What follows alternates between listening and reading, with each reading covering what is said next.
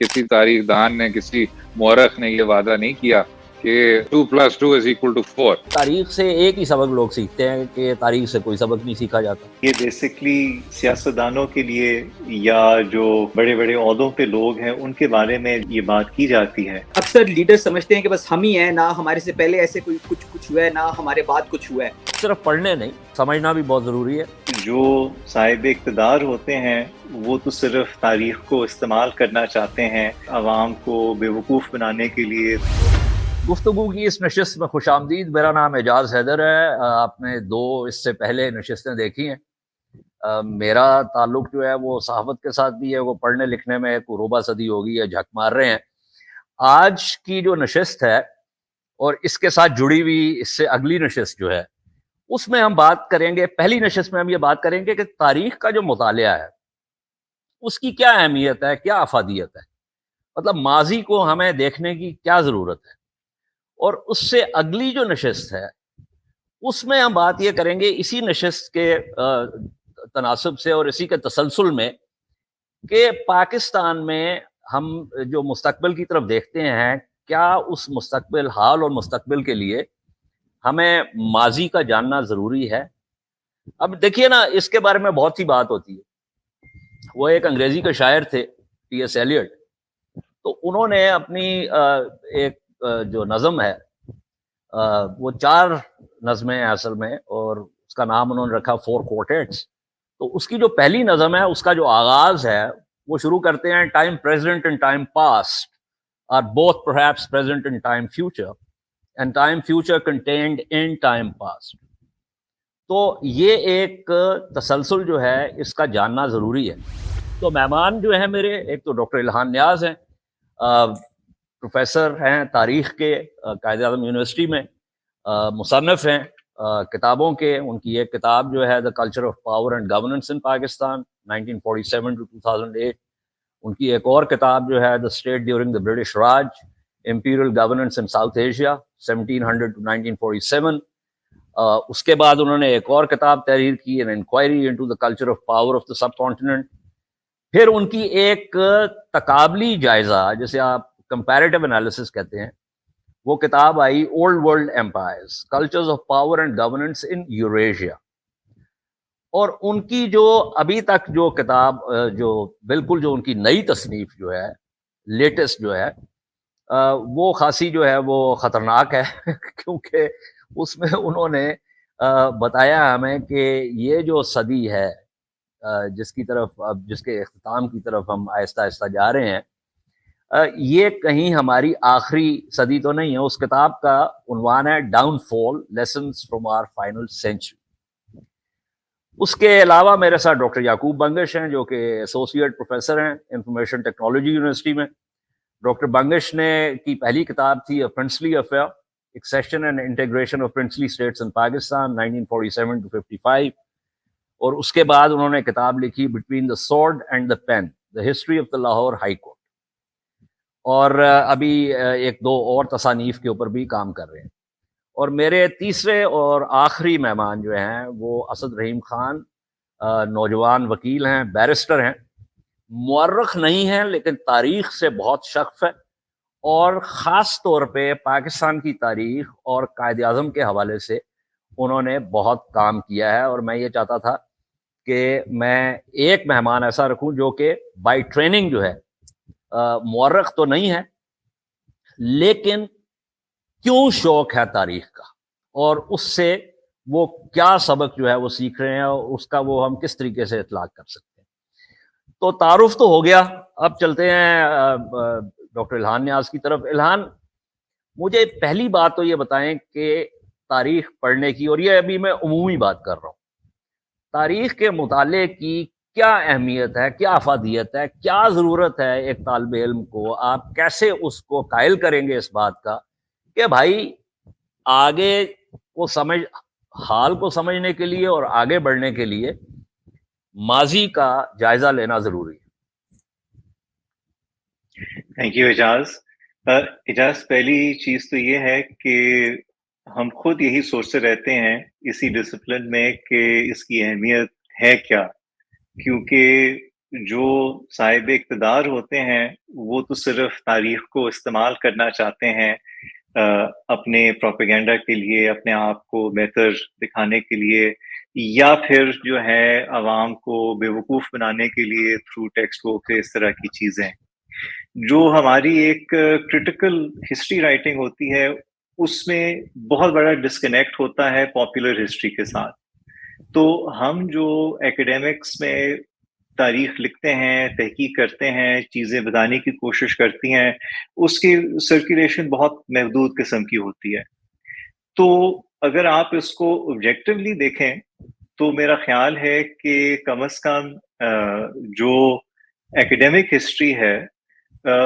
وہ ایک بے مقصد سی چیز ہے جس کا پرائمریلی فائدہ جو ہے وہ صرف تاریخ دانوں کو ہی ہوتا ہے کہ آپ ہر کچھ دیر بعد دکھا سکیں کہ جی میں نے یہ ریسرچ پیپر لکھ لیا ہے، یہ میں نے کتاب لکھ لی ہے، تو اس کے اگینسٹ جو ہے آپ مجھے ٹینیور دے دیں، ترقی دے دیں، انکریمنٹ دے دیں، اس طرح کی چیز کر دیں. تو بیسکلی ہم اپنے یعنی کہ فیدرنگ اور نیسٹ کے لیے تو یہ ضرور کر سکتے ہیں. اس کی جو ایک آبجیکٹیو ورتھ ہے آف کورس، اگر آپ یہ سوچیں کہ اگر کوئی بھی انسان ہے اور لیٹ سے اس کی 30 سال عمر ہے، 40 سال عمر ہے، اور اس کو صرف یہاں تک یاد ہے کہ اس کے ساتھ پچھلے 6 مہینوں میں کیا ہوا ہے، اس سے پہلے کا اس کا کچھ بھی نہیں معلوم، تو وہ بالکل ہی مفلوج ہو جائے گا. اس کو سمجھ ہی نہیں آئے گی کہ وہ کون ہے، کیسا ہے، اس کے حالات کیا ہیں، کیوں ہیں، کیسے ہیں. اسی طرح اگر آپ یہ سوچیں کہ اگر ایک تہذیب ہے، ایک خطہ ہے، ایک کلچر ہے، جو بھی چیز ہے، اور اس کی تاریخ جو ہے وہ 5000 سال پرانی ہے، 6000 سال پرانی ہے، مگر اس میں جو لوگ ہیں، پڑھے لکھے لوگ جو ہیں، جو بڑے بڑے فیصلے کرتے ہیں، وہ یہ سمجھتے ہیں کہ لیٹ سے 1990 کے بعد جو چیزیں ہوئی ہیں وہی اہم ہیں، یا سن 45 کے بعد جو چیزیں ہوئی ہیں وہ اہم ہیں، یا چلیں بہت ہی پیچھے چلے جائیں تو پہلے جنگ عظیم کے بعد جو چیزیں ہوئی ہیں وہ بہت اہم ہیں. تو اس کا مطلب یہ ہے کہ وہ اپنی ہی تہذیب کے، اپنے ہی معاشرے کا جو تجربہ ہے 3 4 5 6 ہزار سال کا، اس کے شاید 1% 2% کی بنیاد پر اپنی سمجھ، اپنی جو ہے پرسپیکٹو و باقی چیزیں رکھیں گے. تو ہماری ہمیشہ کوشش یہ ہوتی ہے کہ جب بھی آپ تاریخ پڑھائیں یا جب بھی آپ سمجھانے کی کوشش کریں تو آپ شروع کریں جس حد تک آپ پیچھے جو ہے جا سکتے ہیں، اور سمجھانے کی کوشش کریں کہ وہ چیزیں جو آپ کے ساتھ ہو رہی ہیں یا ہونے جا رہی ہیں، ان کے پیچھے جو ہے صرف 10 15 یا 20 سال کی جو ہے کارکردگی نہیں ہے، ان کے پیچھے ہزاروں سال کی جو ہے اسٹرکچرز ہیں، باقی چیزیں ہیں. تو یہ ایک بیسک چیز ہے جو ہمارا ایک ایفرٹ ہوتا ہے کہ لوگ تھوڑا سا جو ہے اس طرف سینسیٹیو ہو جائیں، تھوڑا سا ان کو احساس دلائیں کہ آپ کا جو بھی موجودہ دور میں چیزیں ہو رہی ہیں وہ کوئی ایک جو ہے آسمان سے نہیں گری، کل کو نہیں شروع ہوئی. یہ ایک ایسی چیزیں ہیں جو بہت پرانی ہیں، اور اگر آپ نے ان حالات کا مقابلہ کرنا ہے اور آپ یہ سمجھے بغیر ان کا مقابلہ کرنا شروع کریں گے کہ یہ کتنی پرانی چیز ہیں اور کتنی جو ہے ڈیپ روٹڈ قسم کی چیز ہیں، تو پھر آپ کی جو تھوڑی بہت سپرفیشل اس طرح کی سولوشنز ہوں گی وہ بالکل ہی جو ہے اینڈ میں ناکام ہو جائیں گی. ٹھیک، میرے خیال میں یہ ایک اچھا جیسے آپ کہتے ہیں برڈز آئی ویو ہے جو تاریخ کے حوالے سے آپ نے دیا. لیکن اسی کو میں اگر آگے بڑھاؤں، یعقوب بنگش وہ ارنسٹ رینو نے کہا تھا سلیکٹیو ایمنیشیا، وہ ریاستیں بنتی ہیں. اینڈرسن نے بات کی ریاستوں کے حوالے سے امیجنڈ کمیونٹی. تو ایک تو یہ ہے کہ کہانیاں جو ہیں وہ ضروری ہیں، بچے کے لیے بھی بہت ضروری ہیں، اس کے شعور کے لیے، اس کی سمجھ کے لیے، اسی طرح جو معاشرے ہیں اور ریاستیں ہیں اس کے لیے بھی. لیکن اس کا جو ایک منفی پہلو ہے وہ یہ ہے کہ جیسے ڈاکٹر کے عزیز نے جب وہ تحریر کیے مضامین جن کو اکٹھا کیا اور اس کتاب کا نام رکھا تاریخ کا قتل، murder of history. تو ہم نے یہ دیکھا ہے کہ، اور یہ صرف ہمارے ہاں نہیں ہوا، اس کے بارے میں بھارت میں بھی کتابیں لکھی گئی ہیں کہ کس طریقے سے آپ جو ہے وہ تاریخ سے کچھ حقائق کو اٹھاتے ہیں اور کچھ حقائق کی جو ہے وہ نفی کرتے ہیں، کیونکہ وہ جن حقائق کو آپ اٹھا رہے ہیں وہ آپ کے بیانیے کو بڑھاوا دینے کے لیے جو ہے وہ آپ سمجھتے ہیں کہ بہتر ہے. تو کچھ اس حوالے سے بتائیں کہ یہ جو عمل ہے کہ کس چیز کی آپ نے نفی کرنی ہے اور کس چیز کو بڑھاوا دینا ہے، یہ جو جیسے الہان نے کہا کہ ایکیڈیمک رائٹنگ میں تو نہیں ہوتا، لیکن جو ریاستی جسے آپ کہہ لیں پروپیگنڈا کہہ لیں، یا ریاست کی جو ایک اپروچ ہے، ریاست جس تناظر میں اپنے آپ کو دیکھتی ہے، اس کے ساتھ اس کا ایک گہرا جڑاؤ ہے. جی بالکل اعجاز، آپ نے ٹھیک بات کی کہ اور اسی سے مطلب ہم یہ بہت دفعہ کہتے ہیں کہ کب ہے کہ آخری دفعہ کسی سائنٹسٹ کی کتاب پہ بین لگا ہو، یا کیا کہتے ہیں کسی سائنٹسٹ نے وار کرائی ہو. دے کین میک ویپنس، مگر یہ ہے کہ اکثر جو ہیٹریڈ ہے لوگوں میں وہ پیدا ہوتی ہے، وہ تاریخ کی انڈرسٹینڈنگ سے پیدا ہوتی ہے. جب وہی جو آپ بات کریں سلیکٹیو ایمنیشیا جو لوگ استعمال کرتے ہیں، مطلب تاریخ کی انڈرسٹینڈنگ یا مس انڈرسٹینڈنگ، دونوں سے بلکہ کہ کبھی کبھی سچی باتیں بھی ہیٹریڈ تو انکریز کر سکتی ہیں. مگر جو الہان بات کرے تھے، میں اسی سے آگے لے کے جاؤں کہ یہ بڑا ضروری ہے انڈرسٹینڈ کرنا کہ تاریخ ایک بیس کی طرح ہے. مطلب جس طرح ایک بلڈنگ کی جو بیس ہوتی ہے اس کے اوپر بلڈنگ بنتی ہے، تو یہ جو اگر ہم نے if we imagine کہ یہ دنیا کا جو ٹائم سپین ہے وہ ایک اسکائی اسکریپر اب پہنچ گیا ہے، تو اسکائی اسکریپر مطلب ایک کے اوپر ایک بلڈ اپ ہو کے پہنچا ہے، تو وہ تاریخ کی ہر بیس جو ہے وہ ایڈ کرتی رہتی ہے ایک سٹوری. اور اس کو بالکل جس طرح الہان کہہ رہے تھے کہ اس کو ایک زاویے میں دیکھنا چاہیے. سیپریٹ آؤٹ کر کے دیکھیں گے تو پھر وہ جو مسئلہ ہے جو آپ نے بیان کیا وہ پیدا ہوتا ہے کہ بندہ اپنا پھر چوز کرتا ہے کہ جی میں نے فلور نمبر 29 کو دیکھنا ہے، مگر فلور نمبر 23 ایگزسٹ ہی نہیں کرتا.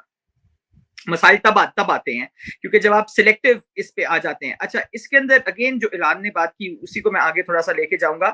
کہ یہاں بہت بڑا فیلئر پروفیشنل تاریخ دانوں کا بھی ہے کہ انہوں نے پبلک کو انگیج بہت کم کیا ہے. اکثر لوگوں نے اتنی ایسی کتابیں لکھی ہیں کہ آپ سو جاتے ہیں، پھر جاگ جاتے ہیں، پھر سو جاتے ہیں، پھر اس کو پڑھنی پڑتی ہے. اور جب سے یہ الہان کو تو یہ بہت اچھا پتا ہے اور الہان نے اس کے اوپر کافی بات بھی کی ہے کہ جب سے یہ پاکستان میں خاص طور سے جب سے یہ کاؤنٹنگ کا جو مرحلہ آیا ہے کہ آپ کی کتاب کی ورتھ نہیں چیک کی جائے گی، آپ کے آرٹیکل کی ورتھ نہیں چیک کی جائے گی، کاؤنٹنگ کی جائے گی 1 2 3 4. تو وہ 1 2 3 4 کرنے میں اگر میں نے مہینے میں ایک آرٹیکل لکھ کے پبلش کرنا ہے تو پھر اس کی کوالٹی بھی اسی ٹائپ کی ہوگی اور اس کا یوز بھی اسی ٹائپ کا ہوگا. تو اس نے جو ہے کہ اصل جو تاریخ دان ہے جن کو پتا ہے، جو محنت کرتے ہیں، وہ ایک بڑا لمبا چوڑا ایک ہے کہ ایک آرٹیکل لکھنے میں سال کم از کم وہ لگ جاتا ہے. تو ان کی بھی ایک فیلئر ہے کہ بہت لوگوں نے کرنا چھوڑ دیا، اور جو لوگ کرتے ہیں وہ اس طریقے سے لکھتے ہیں کہ وہ عام لوگوں میں پہنچتی نہیں ہے. تو یہ جو آپ بات کر رہے تھے نا، سوری میں قطع کلامی کر رہا ہوں. دیکھیں وہ اب مثال کے طور پہ ابن خلدون جو ہے، اگر ان کو ٹینیور لینا ہوتا اور امپیکٹ فیکٹر دیکھنے ہوتے تو پھر شاید ان کو بھی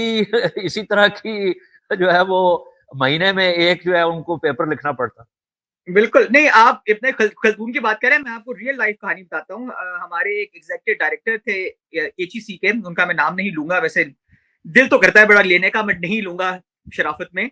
ان سے میں ڈسکس کر رہا تھا سوشل سائنسز کی پروموشن پالیسی. تو میں نے ان کو پرنٹ کر کے میں ان کے پاس لے کے گیا تاریخ کے پروفیسرز کی سی ویز جو کہ کولمبیا، شکاگو، ہارورڈ اور آکسفورڈ اور کیمبرج کے تھے. تو میں نے ان کو یہ بیان کیا، میں نے کہا آپ کے اس طرح کے قانون ہیں کہ ان لوگوں کو ٹینیور نہ ملے جو کہ فل چیئرڈ پروفیسرز ہیں ان یونیورسٹیز میں اور بڑی اعلیٰ کتابیں لکھی ہیں. تو یہ نہیں کہ وہ شرمندہ ہوئے اور کہا کہ ہمیں اس کو بہتر کرنا چاہیے، وہ میری طرف دیکھ کے کہتے ہیں اس کا مطلب ہے ہمارا جو نظام ہے ان سے بہتر ہے. سو ہمارا اس طرح کا بھی ایک ایٹیٹیوڈ ہے جس کی وجہ یہ ہے. مگر آپ کے جو اوریجنل سوال کی طرف میں آؤں، یہ پھر بہت ڈینجرس ہو جاتا ہے کہ اگر آپ تاریخ کو ایک تسلسل میں نہیں دیکھتے، اس کو گیپس میں دیکھتے ہیں، بیکاز پھر اس سے آپ کی مرضی آتی ہے کہ آپ نے کون سا تاریخ کی کس پیڑھی کو اٹھانا ہے، اور اس کے نہ پھر آپ آگے دیکھیں گے نہ آپ پیچھے دیکھیں گے. یہاں پھر آپ کو ایک پاپولر تاریخ دان لوگ بن جائیں گے, کیونکہ ان کے لیے تو بڑا آسان ہے کہ وہ زوم ان کریں ایک چیز میں. وہ جس طرح آپ نے کہا نا کہ برڈز آئی ویو اگر نہیں ہے تو زوم ان کرنا تو بہت آسان ہو جاتا ہے, بیکاز پھر آپ ایک چیز کو پکڑیں گے اور اس کے بنیاد کے اوپر آپ جو بھی اپنی پولیٹیکل کہانی ہے, سوشل کہانی ہے, اس کو آپ بیس کر سکتے ہیں. اور ہم نے ریسنٹلی بہت دیکھا ہے کہ اس سے بہت خطرہ پیدا ہو سکتا ہے. آج آپ انڈیا میں دیکھیں, مطلب بڑی حیرانگی کی بات ہے, میں کبھی کبھی اس پہ مطلب کلاس میں ڈسکس کرتا ہوں تو کہتا ہوں آپ امیجن کریں کہ ایک بادشاہ اورنگزیب جو اتنے 100 سال پہلے مر گیا, آج بھی اتنا کنٹروورشل انڈیا میں ہے. مطلب اتنے 100 سال پہلے کے بادشاہ کو لوگوں کو بھول بھی جانا چاہیے, بہت وقت گزر چکا ہے, مگر آپ دیکھیں کس طرح سے ہسٹری کو انٹرپریٹیشن کر کے کھیلا گیا ہے. ہاں, لیکن اس بادشاہ کا ٹکراؤ ہو رہا ہے نا اس وقت جو بھارت میں جو ہندوتوا کا جو ایک نظریہ جو ہے جس کو بڑھاوا دیا جا رہا ہے سیاسی مقاصد کے لیے, اس کے ساتھ اس کا ٹکراؤ ہے. اچھا, یہ ہم یہ جو اسپیسیفکس ہیں اس کی طرف آتے ہیں. میں ذرا اسد سے یہ پوچھنا چاہ رہا ہوں. اسد, آپ وکیل ہیں, بیرسٹر ہیں بائی ٹریننگ. یہ بتائیں کہ یہ آپ کو کیسے یہ شوق ہوا کہ بھائی میں نے تاریخ کا مطالعہ کرنا ہے, میں نے قائد اعظم کے بارے میں پڑھنا ہے, میں نے یہ دیکھنا ہے کہ ہماری تاریخ جو ہے, سیاسی تاریخ جو ہے وہ کس نہج پہ چلتی رہی ہے, اس کی کیا وجہ تھی؟ What پرومپٹڈ you? جی بہت شکریہ جاج صاحب. تو وہی میرا تو وہ ایک ہی جملہ بار بار اب تو کلیشے کی طور پہ اب آئے گا سامنے. الہان صاحب نے بھی اس سے مختلف ہی بات کی تھی کہ کسی تاریخ دان نے, کسی مورخ نے یہ وعدہ نہیں کیا کہ 2+2=4. تو یہ جانتے ہوئے کہ تاریخ ایک ایسی چیز ہے جس کے مختلف زاویے ہیں, مجھے جو ایک اور چیز جس کا بہت زیادہ احساس ہوا ہے جاج صاحب, وہ شاید عاجزی لفظ غلط ہے, لیکن ایک انٹلیکچوئل ہیوملٹی. یعنی کہ آپ سے بہت دیر پہلے ایسے لوگ تھے, وہ آپ سے شاید زیادہ ذہین تھے, ان کو اپنے پہ شاید زیادہ یقین تھا, لیکن وہ اسی ملک میں, اسی شہر میں, کبھی کبھار اسی چوراہے میں انہی مسائل کا سامنا کر رہے تھے اور ان کو حل کرنے کی کوشش کر رہے تھے, جو کہ اب آپ کو اب انہی حالات و واقعات سے گزرنا پڑ رہا ہے. تو یہ ایک تسلی تھی, ایک طرح کا ایک اطمینان تھا کہ چلیں ہم سے پہلے بھی لوگوں نے یہی کچھ کیا اور ہمارے بعد بھی کچھ لوگ آئیں گے, لیکن شاید ہماری اپنی یہ امید ہونی چاہیے کہ مسائل کچھ کم ہوں گے, یا جو درجہ حرارت ہے وہ کچھ کم ہوگی. الہان صاحب نے تو لٹرلی اس موضوع پہ کتاب لکھی ہے with regards to the end of the world. تو یہ بنیادی چیز تھی سر, اور اس سے ہٹ کے اس کا ایک قانون سے بھی تعلق ہے. اس کی میں تکنیکیوں میں تو نہیں جاؤں گا, لیکن جب آپ عدالت میں بھی پیش ہوتے ہیں تو بات شروع اور ختم ہوتی ہے کہ جی جو لوگ بیٹھ کے آئین بنا رہے تھے یا اس قانون کو بنا رہے تھے, فریمرز کی سوچ کیا تھی. اور اس پہ جس طرح آپ جانتے ہیں جاج صاحب, اس پہ بھی یہ ایک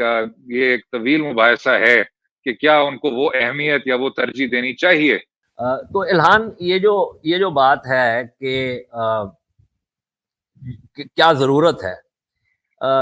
کیا افادیت ہے, اس کے بارے میں لوگ یہ بھی کہتے ہیں کہ بھائی تاریخ سے ایک ہی سبق لوگ سیکھتے ہیں کہ تاریخ سے کوئی سبق نہیں سیکھا جاتا. تو یہ بھی پھر بتائیے کہ بھائی اگر تاریخ سے ایک ہی سبق سیکھا گیا اور وہ یہ کہ کوئی سبق نہیں سیکھا جا سکتا, تو پھر اس میں مغز ماری کرنے کی کیا ضرورت ہے؟ میرا خیال یہ ہے کہ یہ بیسکلی سیاستدانوں کے لیے یا جو بڑے بڑے عہدوں پہ لوگ ہیں ان کے بارے میں جو ہے یہ بات کی جاتی ہے, مگر تاریخ ہمیں یہ بھی سکھاتی ہے کہ ان کو تاریخ سے کیوں نہیں سمجھ میں آتا. اور اگر آپ سب سے جو ہے پہلی جو ہے تاریخ کی کتاب اٹھا کے دیکھ لیں, ہیروڈوٹس کی ہسٹریز, تو اس میں وہ صاف جو ہے سولون کو استعمال کرتے ہوئے یہ بیان کرتا ہے کہ جو بہت طاقتور لوگ ہوتے ہیں, جو بہت امیر ہوتے ہیں, جو بہت کامیاب ہوتے ہیں, تو اس کامیابی کے نشے میں ان کے عقل پہ تالا لگ جاتا ہے, اور وہ پھر بالکل ہی جو ہے سمجھنے کے قابل نہیں رہتے کہ جو حالات ہیں ان کے ارد گرد, یہ بیسکلی ان کے ڈائریکٹ کنٹرول میں نہیں ہے، اس کے پیچھے اور بہت ساری چیزیں چل رہی ہیں. اور ٹھیک ہے اگر وہ کامیاب ہوئے ہیں تو وہ بیسکلی خوش قسمتی کی وجہ سے ہوئے ہیں، وہ اپنے گڈ لک کی وجہ سے ہوئے ہیں. ایسی کوئی ان میں کوئی ایسی بڑی خوبی نہیں تھی جس کی وجہ سے وہ کامیاب ہوئے. تو جب ہم اس چیز کو بھول جاتے ہیں اپنے بارے میں اور اپنے جو ہے معاشرے کے بارے میں، اپنی ریاست کے بارے میں، تو اس پوائنٹ سے آگے پھر ہمارا زوال شروع ہو جاتا ہے. سو آئی تھنک کہ تاریخ، یہ تو بالکل ہمیں تاریخ پڑھنے سے ہمیں یہ لگتا ہے کہ بالکل کسی کو جو ہے کوئی سبق حاصل نہیں ملتا، اسپیشلی جو لوگ جو ہے فیصلے کر رہے ہیں. مگر ساتھ ساتھ تاریخ ہمیں یہ بھی سکھا دیتی ہے کہ وہ کیوں نہیں تاریخ سے سیکھ پاتے. تو ایک عام شہری کے لیے، ایک جو ہے ایجوکیٹڈ جو ہے لے مین کے لیے، یہ سمجھنا کہ اس کے حکمران اور اس کے جو بڑے بڑے جو ہے ارب پتی اور جو لوگ جو اس کے بارے میں فیصلے کر رہے ہیں وہ کیوں اتنے بے عقل ہیں، تو اس سے ضرور جو ہے اس کو جو ہے تاریخ پڑھنے سے بہت فائدہ ہوگا. بٹ وہ ظاہری بات ہے، وہ ایک جو ہے انٹلیکچوئل اس کو بینیفٹ ہے. Practical benefit I don't think کہ کسی بھی تاریخ دان نے یہ دعویٰ کیا ہے کہ آپ میری اگر کتاب پڑھ لیں یا میری پرسپیکٹو کو جو ہے پڑھ لیں تو یہ 2+2=4 جو ہے آپ کا حل کوئی نکل آئے گا کسی جو ہے مسئلے کا. اچھا، ویسے اس افادیت کی طرف میں آتا ہوں. ظاہر ہے تاریخ دان تو یہ نہیں کہے گا کہ میری آپ کتاب پڑھ لیں تو آپ کا یہ مسئلے کا حل نکل آئے گا، لیکن وہ کتابیں پڑھنے کی وجہ سے بہت سارے آپ، اور صرف پڑھنے نہیں، سمجھنا بھی بہت ضروری ہے. اس کا اگر آپ اطلاق کریں تو معاملات جو ہے وہ بہتر ہو سکتے ہیں. یعقوب، یہ جو الہان نے بات کی، الہان نے ہیروڈوٹس کی بات کی، یہ سولون کی بات، اب اس کے اندر ہم نے یہ دیکھا ہے، مثلا ابھی کچھ 2-3 سال پہلے پروفیسر گرام ایلیسن جو ہیں، جو ہارورڈ میں ہیں، آپ ابھی ہارورڈ سے آ رہے ہیں فیلوشپ کر کے، تو انہوں نے ایک پروجیکٹ کیا اور یہ ٹرم جو ہے وہ خاصی مقبول عام ہو گئی، سیکورٹیز ٹریپ، کہ بھائی وہ سیکورٹیز نے پیلوپونیزین وار کے بارے میں لکھا کہ بھئی یہ جنگ کیسے شروع ہوئی، کیوں شروع ہوئی، اس کے محرکات کیا تھے، اور اس کا انہوں نے جو ہے وہ اطلاق کرنے کی کوشش کی ہے. اس میں سٹڈیز انہوں نے کی، اور جو بنیادی چیز ہے کہ جو ایک، جیسے آپ انٹرنیشنل ریلیشن کی زبان میں پیئر کمپٹیشن کہتے ہیں، چین اور امریکہ کے درمیان، اور اس پوری جو سٹڈی ہے، جو تحقیق ہے، اس کا مقصد یہ ہے کہ کیا یہ ممالک جو ہیں یہ سیکورٹیز ٹریپ میں جا رہے ہیں، یہ وہ جو دام ہے اس میں پھنس رہے ہیں، یا کہ اس سے بچا جا سکتا ہے. تو میرے خیال میں تو جو الہان نے بات کی، میں چونکہ ظاہر ہے تاریخ کا مطالعہ کرتا ہوں بین الاقوامی تعلقات کے تناظر میں، تو میں تو سمجھتا ہوں کہ اس سے بے شمار جو ہے وہ مفید سبق جو ہے وہ سیکھے جا سکتے ہیں. جی بالکل اعجاز، بلکہ آپ نے ابھی بیان کیا، میں جب ہارورڈ میں تھا تو پروفیسر گرام ایلیسن نے ایک پروجیکٹ وہاں شروع کیا ہے اپلائیڈ ہسٹری کا، تو اس کو میں نے بڑے قریب سے دیکھا، بلکہ گرام ایلیسن کی 1-2 لیکچرز بھی اٹینڈ کیے، اور ایک کلاس اپلائیڈ ہسٹری کی جو ہے پروفیسر لانگیوال کی، ان کے ساتھ اٹینڈ بھی کی. تو وہ کلاس بڑی انٹرسٹنگ تھی، بیکاز وہ اسی نقطے پہ تھی کہ کس طرح سے پاسٹ کو ہم دیکھیں اور آج کو ہم سمجھیں.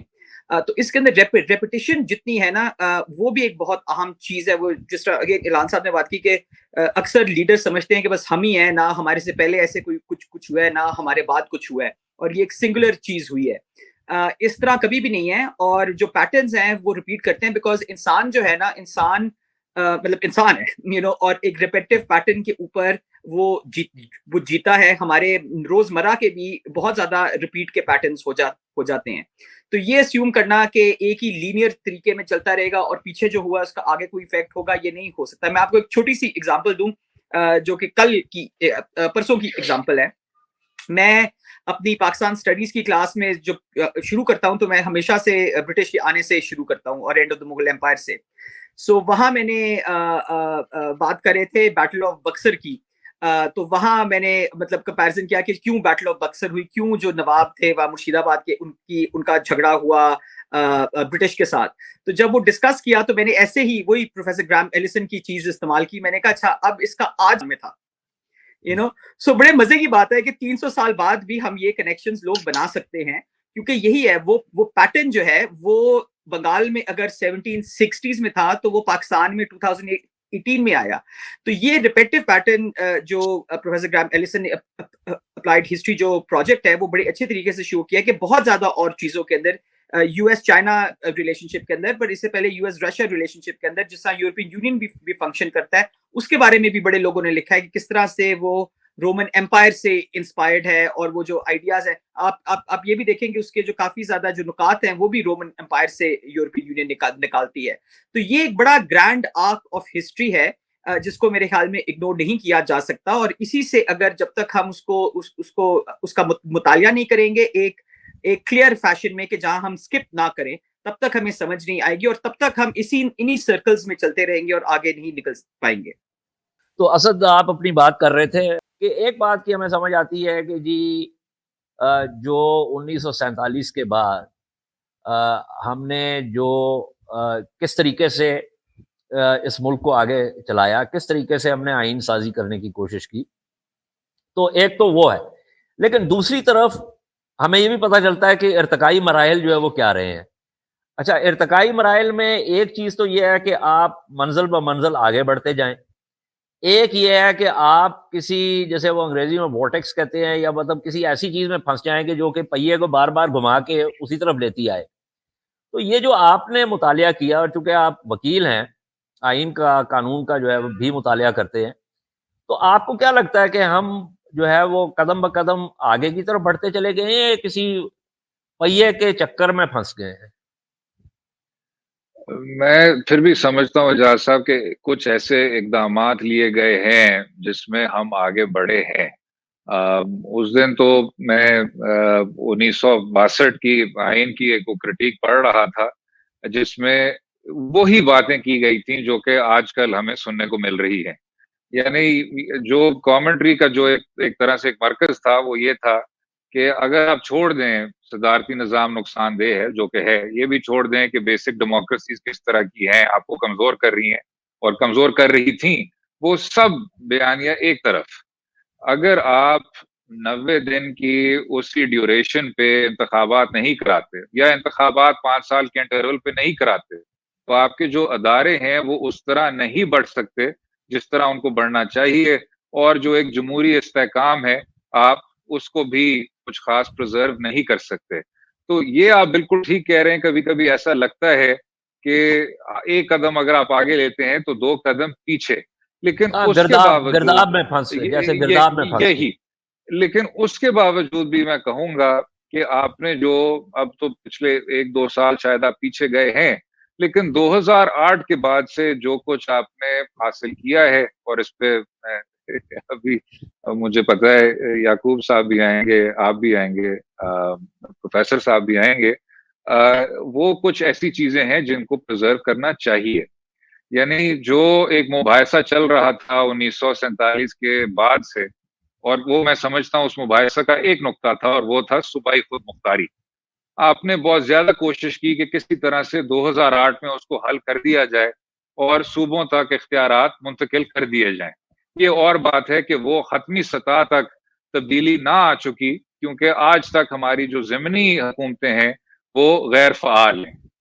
دوسری جانب میں سمجھتا ہوں جو 25ویں ترمیم, یا میں آپ کے ساری ڈسکشن کو کچھ زیادہ قانونی کر رہا ہوں, لیکن کہنا کا یہ مقصد ہے کہ دیر ہیز بین پروگریس, بڑے بڑے اقدامات ہوئے ہیں اور ان کو ریورس کرنا مشکل ہوگا.